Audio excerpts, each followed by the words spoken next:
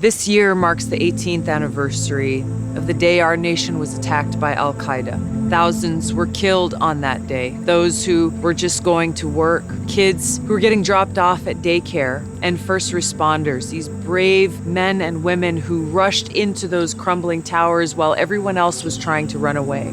We will never forget these heroes who sacrificed their own lives to save others. And we must always honor the memory of those that we lost on that terrible day.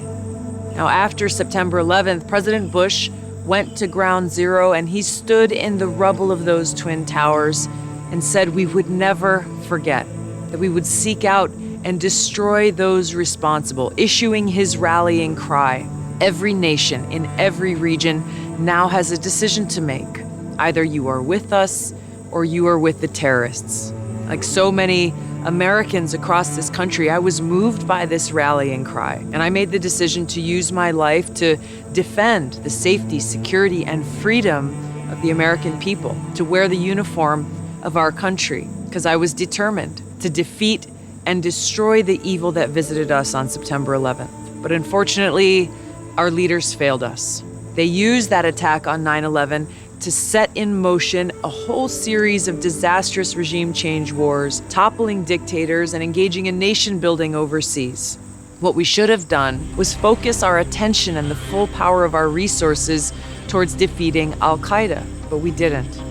Instead, we've spent our precious time, money, and lives overthrowing authoritarian governments and nation building. We toppled Iraq's strongman Saddam Hussein, Libya's Muammar Gaddafi, and are still trying to topple Syria's Assad. Yet none of these dictators had anything to do with the 9/11 attack or posed any threat to the United States. These regime change wars have cost us dearly. Countless precious lives have been lost, families destroyed, trillions of dollars wasted, unimaginable death, pain, and suffering in the Middle East, creating a refugee crisis and strengthening al-Qaeda, all of which have undermined our national security. Now, al-Qaeda and its offshoots and affiliates like ISIS, al-Shabaab, HTS, al-Nusra, they are stronger and more dangerous now than they were on 9/11. And their strength is not in spite of our best efforts and policies, but rather they have been strengthened because of the short-sighted regime change wars that we've undertaken. It is time to stop this insanity. Tens of thousands of my brothers and sisters who answered our nation's call to serve have lost their lives and limbs in these wars. As president, I will honor their memory and the thousands we lost on 9/11 by changing course.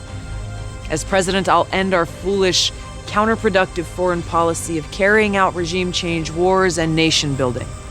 I'll work to end the new Cold War and arms race between the United States, Russia, and China, a Cold War which will inevitably result in nuclear annihilation.